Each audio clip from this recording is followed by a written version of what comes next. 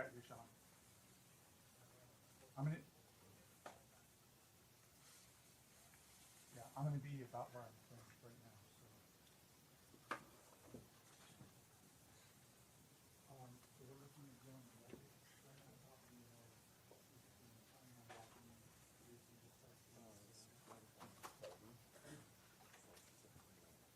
I will do that.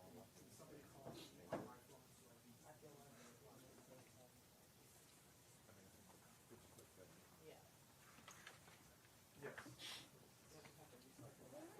Yes.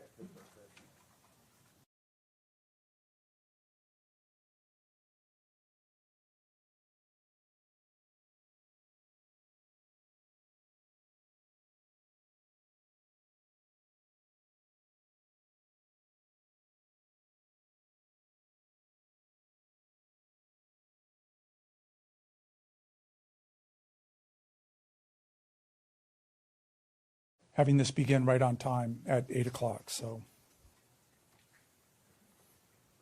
All right, we're good? Solid. Sounds great. All right. Yep. Thank you. Thank you.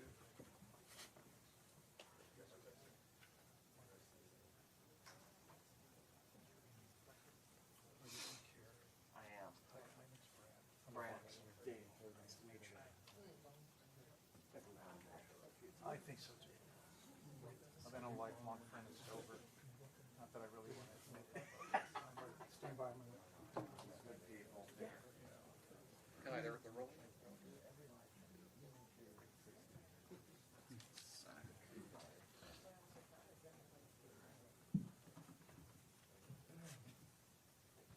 You talk.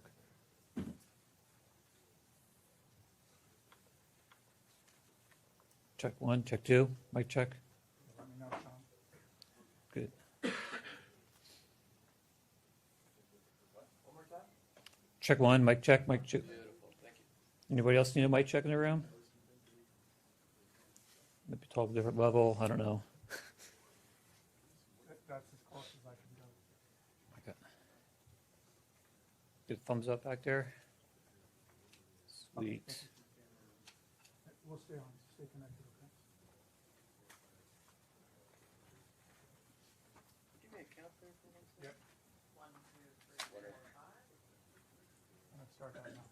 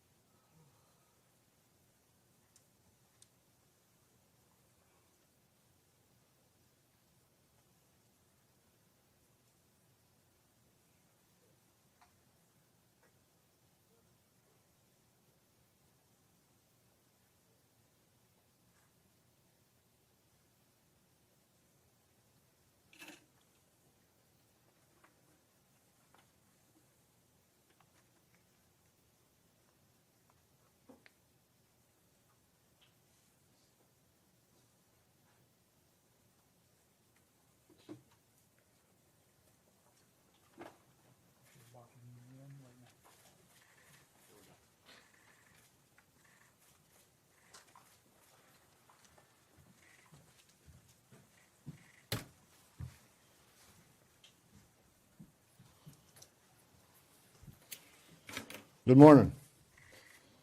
I'm Tom Homan on the board as our President Trump. I'm here with Sam Olson, Field Office Director for the St. Paul office, and Ron Patello, Senior Advisor to the Commissioner of Customs and Border Protection, Border Patrol. Us three guys got just shy of 100 years in law enforcement, immigration enforcement. I've worked with Ron 30 years ago in Dallas, Texas. He's been with the Border Patrol's entire career. During my press conference last week, I reported I had productive discussions with various state and local officials, including Governor, Attorney General, Mayor Frey, and law enforcement officials about increasing coordination in a lawful way between the county jails and ICE to avoid public safety threats being released back in the community. While we had our differences, one thing was clear: we all committed to public safety for all who live in the Twin Cities. We have made significant progress under the direction of President Trump, working with state and local officials here in Minnesota, and I expect that to increase in the coming weeks. We continue to have discussions. I'll have discussions this afternoon. We currently have an unprecedented number of counties communicating with us now and allowing ICE to take custody of illegal aliens before they hit the streets. Unprecedented cooperation. And I'll say it again. This is efficient, requires only 1 or 2 officers to assume custody of a criminal alien target rather than 8 or 10 officers going into the community and arresting that public safety threat. This frees up more officers to arrest or remove criminal aliens. More officers taking custody of criminal aliens directly from the jails means less officers on the street doing criminal operations. This is smart law enforcement, not less law enforcement. It's safer for the community, safer for the officers, and safer for the alien. This coordination also makes it far more safe for the Twin Cities. Arresting a public safety threat in the safety and security of a jail is the safest thing we could do.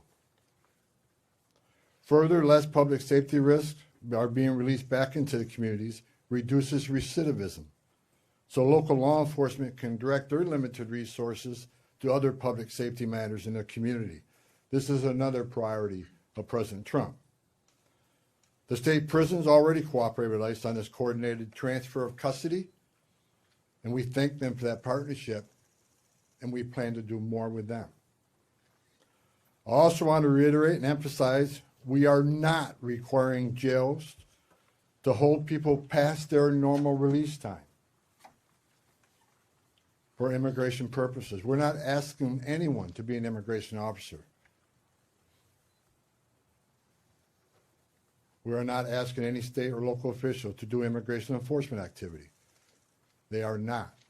By merely notifying us before they release them, they don't hold them 1 minute past they normally would. Given this increase in unprecedented collaboration, and as a result of the need for less law enforcement officers to do this work in a safer environment, I have announced effective immediately, we will draw down 700 people effective today. 700 law enforcement personnel.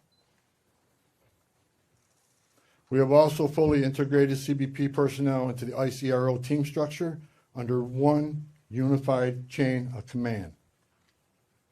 Not 2 chains of command, there'd be 1 chain of command here. Any large enforcement operation I've ever been involved with, there's 1 chain of command, and that's where we're moving forward. During my press conference last week, I announced that moving forward, ICE will be conducting targeted immigration enforcement operations, like ICE has traditionally done for decades, based on reasonable suspicion to question and detain.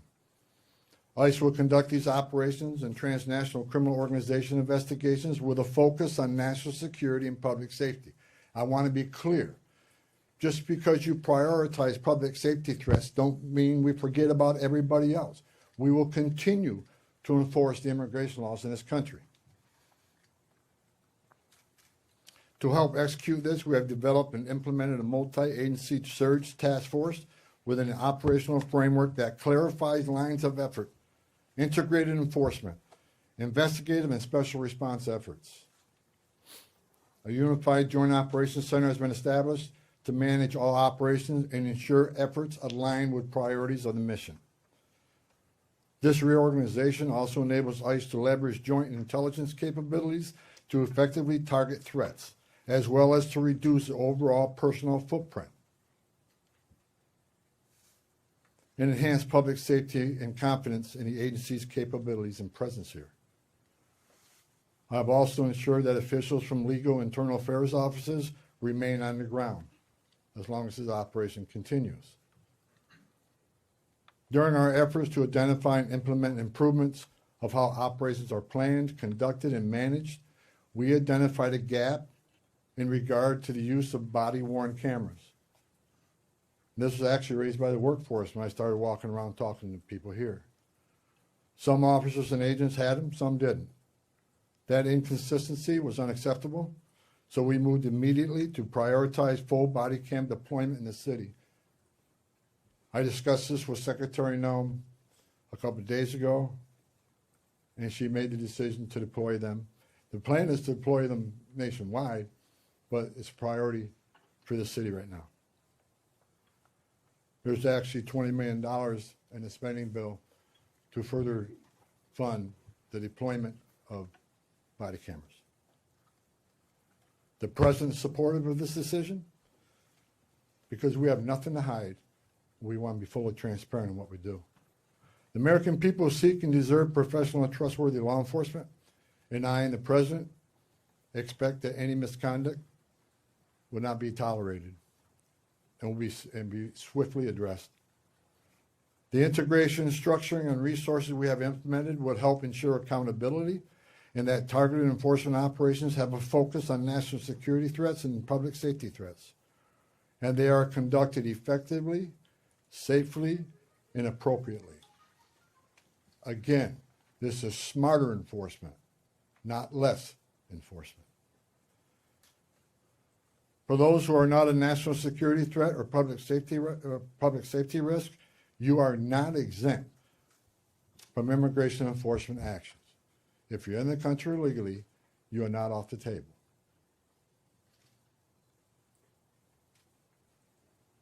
And let me be clear, President Trump fully intends to achieve mass deportations during this administration, and immigration enforcement actions will continue every day throughout this country. President Trump made a promise, and we have not directed otherwise. I heard rumors we have, untrue. Given that many public safety threats on our communities, many of which poured across the border during the Biden administration, it makes sense to prioritize public safety risks right now. Again, prioritization doesn't mean you forget about everybody else. But we have a criminal here, a non-criminal here. The criminal has to be arrested first because they're the biggest threat to the community. My goal with the support of President Trump is to achieve a complete drawdown and end this surge as soon as we can. But that is largely contingent upon the end of the illegal and threatening activities against ICE and its federal partners that we're seeing in the community. We will not draw down on personnel providing security for our officers. I will not let our officers be put at risk. So we will not draw down on personnel providing security and responding to hostile incidents until we see a change in what's happening with the lawlessness of the impeding and interfering and assaulting of ICE and Border Patrol officers. It is against the law to forcibly assault, resist, oppose, impede, intimidate, and interfere with federal law enforcement, including ICE officers and Border Patrol agents. Doxing law enforcement to threaten them and their families because they're executing their sworn duties to enforce immigration law that Congress passed is unacceptable. And it's shameful and incomprehensible to me that this unlawful and threatening behavior is being tolerated by anyone. As far as what I saw yesterday, the roadblocks being set up, You're not going to stop ICE. You're not going to stop Border Patrol. The only thing you're doing is irritating your community and want to go get groceries or pick the children up or whatever. I talked to the chief of police, and he committed to taking swift action on those illegal roadblocks. They're illegal. We shouldn't tolerate them. Again, a complete drawdown is going to depend on the cooperation, continued cooperation of local and state law enforcement, and the decrease of the violence, the rhetoric, and the attacks against ICE and Border Patrol. The federal law enforcement personnel, ICE and CBP, and other partner agencies are patriots. And they've carried out their duties patriotically, with integrity, with professionalism, and compassion. I've said this many times, these men and women don't hang their heart on the hook when they come to work. President Trump and I strongly stand with them in the critical work they do to prevent harmful or otherwise dangerous people from entering or remaining in this country. As part of the surge operation here, numerous criminal aliens have already been arrested. We've arrested 14 people who had homicide convictions, 139 people with sex-related offenses, 28 gang members. Correct me, 139 assault convictions, 87 sex offenses, 28 gang members have been arrested, just to name a few. We're taking a lot of bad people off the street. Everybody should be grateful to that. Who in their right mind would want these dangerous criminals walking around their communities? Everyone has a constitutional right to peacefully protest. President Trump and I, we completely support that. At the same time, professional law enforcement officers should and need to be able to perform their sworn duties without being harassed, impeded, or assaulted. I want anyone to report instances of alleged misconduct or wrongdoing. There's a way to report that. The Trump administration is taking violations of 18 U.S.C. 111, which is assaulting, impeding, interfering. We're taking that seriously. If you violate the law, you will be federally prosecuted. In the past month, 158 people have been arrested for violation of 111. 85 cases have been already accepted for prosecutions. The rest remain pending. We've had 9 indictments of those who raided the church, and additional cases are being worked. Additionally, I've been saying this for almost a year now. Hateful, extreme rhetoric against ICE personnel is completely unacceptable. Please stop. I said back in March of this year, if the hateful rhetoric didn't stop, I was afraid there would be bloodshed. And there has been. President Trump and I, Secretary Noem, none of us want to see any bloodshed. It is no doubt encouraging and inciting certain people to violate the law, wanting to harm and actually harm law enforcement, their families, is unacceptable. I want to say I appreciate the discussions had with the governor, Mayor Fry, and the Attorney General. We've had frank, honest discussions. We don't agree on everything, but we do agree on the need for public safety, and we do agree that ICE has a role to enforce the immigration laws of this country. I would implore the governor and the AG and the mayor and other political officials to urge in the most strong and urgent way to ask for calm in the community and to end the resistance, the impediment, the interference, again, protest.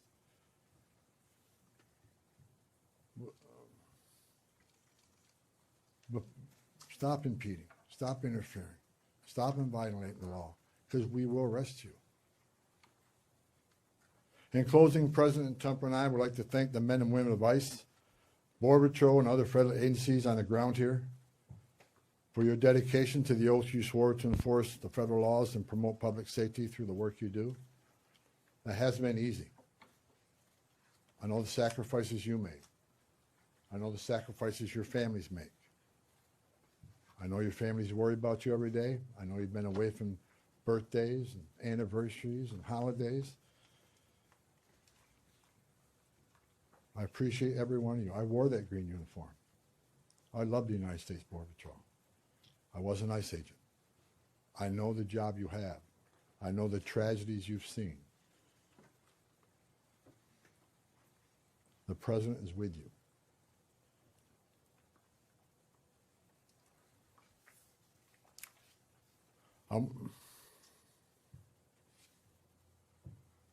Again, I want to thank Governor Walz, Attorney General, and Mayor for the candid, insightful, productive discussions we had. Again, I'm not saying we agree on everything, but I think we all already accomplished great things in Minnesota. I am optimistic we will achieve even more in the coming days to make this city safer. I would also like to thank the numerous local law enforcement officials I was able to meet with the last 9 days since I arrived here. I appreciate hearing from local law enforcement, their perspective on what's happening. I appreciate the desire to enhance communications between their agencies and our agencies, and that communication has been vastly improved. I truly appreciate your commitment to respond to federal law enforcement in a time of need. Every chief I talked to, every one of them, promised to respond to any public safety issue when our officers out doing their sworn duty and people start crossing the line and they start impediment, interference. Every police chief has committed to doing their job and enforce public safety. We talked to a lot of sheriffs throughout the nation. We have unprecedented cooperation. I've yet to talk to a sheriff that said no. There's still more sheriffs we are in discussions with and talking to, but I have not heard no. I think they want to do the right things for their communities too. Lastly, I'd like to thank President Trump for his steadfast leadership and commitment to law enforcement, public safety, and prosperity. I've said this many times. I've worked for 6 presidents and 10 administrations. When it comes to public safety, border security, immigration enforcement, no one's done it better than President Trump. His success is unprecedented. Later on today, Secretary Noem is having a press conference on our southern border, the most secure border in the history of this nation, because of the leadership of President Trump and the men and women over there wearing a green uniform. Most secure border in the history of this country, which means less children are dying making that journey, less women and children being sex trafficked, less fentanyl getting in this country to kill our young people, less known suspected terrorists being released in this country. The most secure border in a lifetime gives us the strongest national security we've seen. You can't have strong national security without strong border security. I wish I could be at that press conference, but the president has called me here. I just had a small part in it. The reason we have the most secure border is because of President Trump's leadership and the men and women wearing the green uniform, which I once wore. I just reported, I was down there with Commissioner Scott, CBP Commissioner Scott, 2 weeks ago. We went through that border in boat, forward drive, and in the air. We toured the border in California, Texas, and Arizona. And I did not see one illegal alien. Think about that. The last 9 months, no one's been released from that border. The most secure border in history of this nation. So God bless the men and women of the Border Patrol. God bless President Trump for his leadership. And God bless the United States of America. And I'll take questions.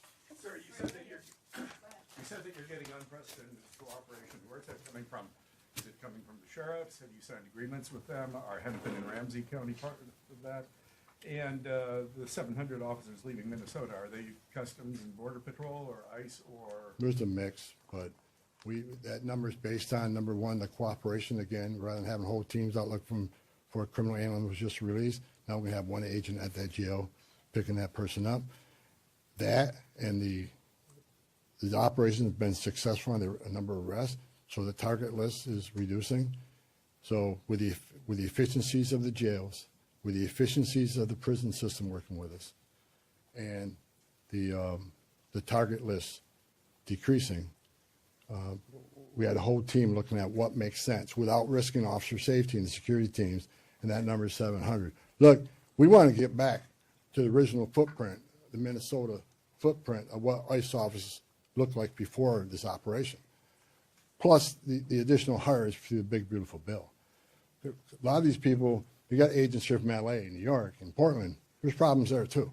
So we want to get people back to their home stations and enforce immigration laws in those areas. But the vast majority of sheriffs, there's only a few that we're still in consultation with, but this is unprecedented cooperation. So again, I want to thank, the sheriffs, the governor, and the AG. I think we're in a lot better place than we've ever been in. We never had this kind of cooperation at this level, and I'm not leaving until we get all done. But I'm happy to say I'm extremely pleased with the leadership team and their outreach to the sheriffs, to the state, to the chiefs. I've talked to many of them. I didn't talk to all of them, but I plan on talking to every one of them before I leave and thanking them for their cooperation. Are you getting cooperation from Hennepin and No Ramsey? follow-ups right here, go ahead. With everything that you've mentioned here right now, do you think this operation was a success here in Minnesota? Yeah, I think I just listed a bunch of people we took off the streets of the Twin Cities. So I think it was very effective as far as public safety goes. Was it a perfect operation? No. No. And I just told you, we created one unified chain of command, make sure everybody's on the same page, make sure we're deconflicting targets, and making sure we follow the rules. Now, I'm not saying anybody, I don't think anybody purposely didn't do something they should have done. I'm saying that I brought a different set of eyes on this. I've done this for a long time. We made this operation more streamlined, and we established a unified chain of command. So everybody knows what everybody's is doing. And not that it wasn't current before, but we approved upon that. So in target enforcement operation, we go out there, there needs to be a plan. And I want to make sure everybody has a plan. But I'm not going to sit here and point a finger at anybody that they failed. It was a great operation. We took a lot of public safety threats off the street. Right here. Can I ask a quick numerical, just clarification, and then get to my main question, please? So 700 leaving effective immediately. How many will that leave here once that group is out? Right around 2,000.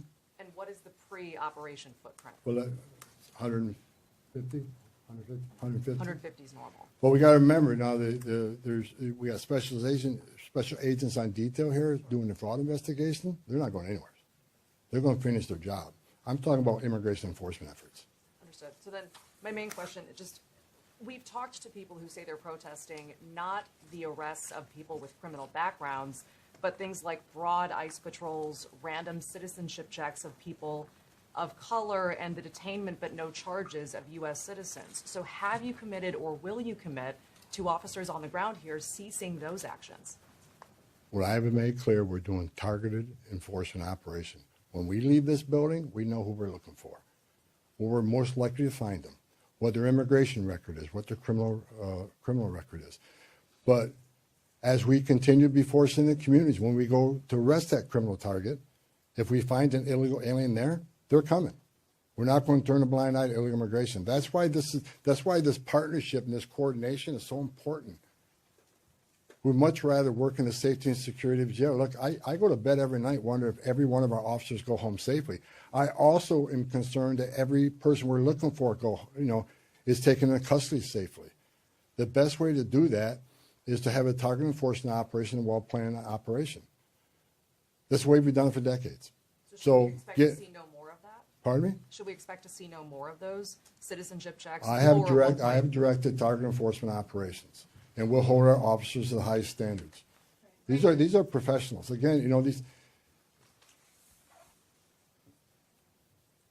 I wish every one of you would put that gun on your hip, put that Kevlar vest on, and go out there and put up what they put up with.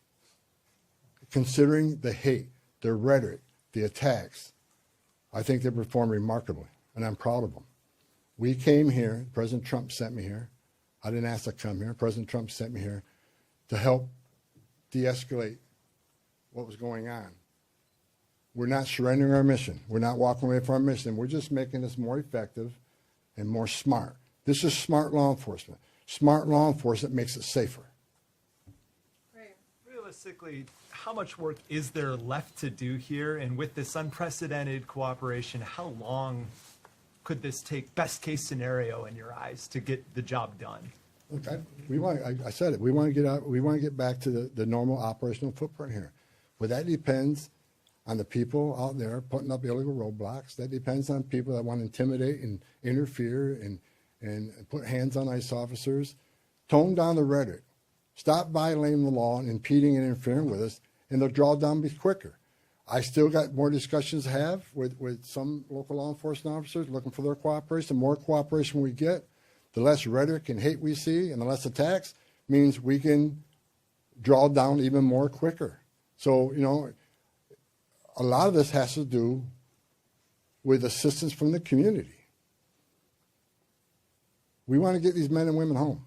They got a job to do at home, and I think we come a long ways. I'm actually, yesterday afternoon I was sitting on my chief of staff. I'm actually amazed at the cooperation and agreements we already talked about and the willingness to work with us.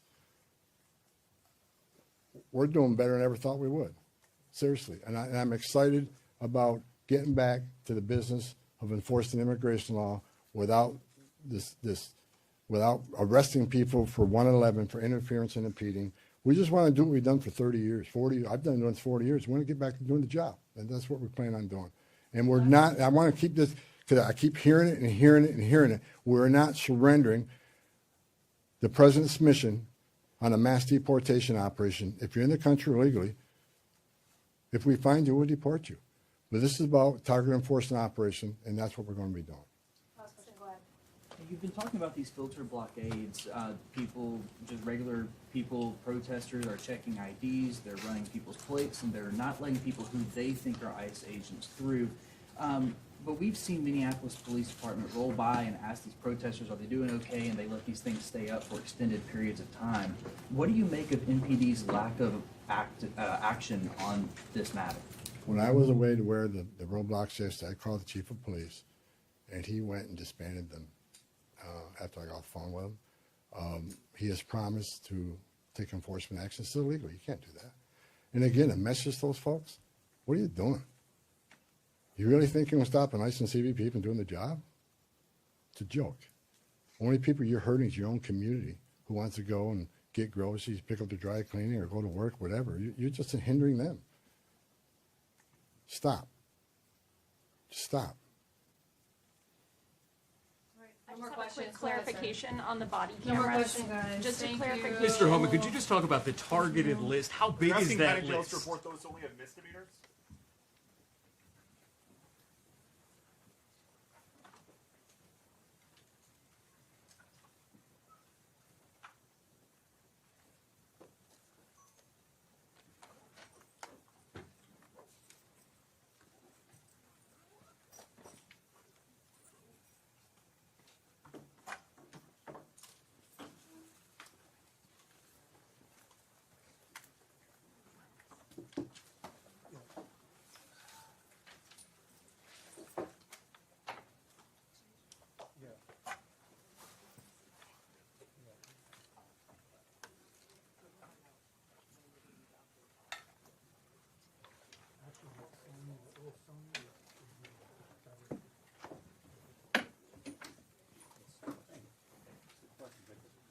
No, I know. The first one's a little low. Yeah, that's the way it goes. You don't know what to expect. Yeah. No, you got everything. That's good. Thank you.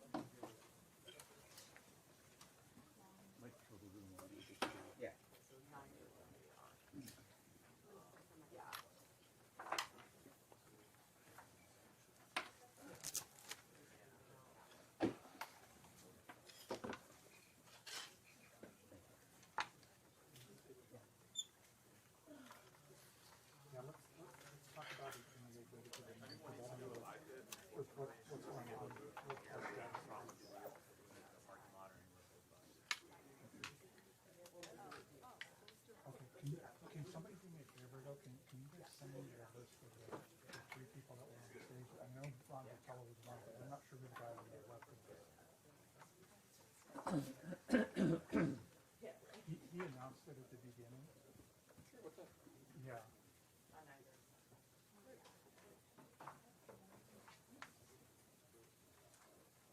He was way stage right.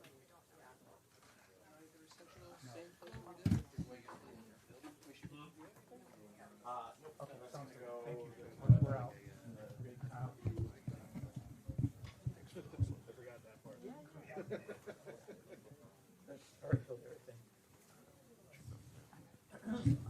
Everything good?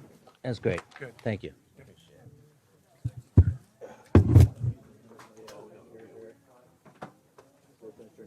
First, the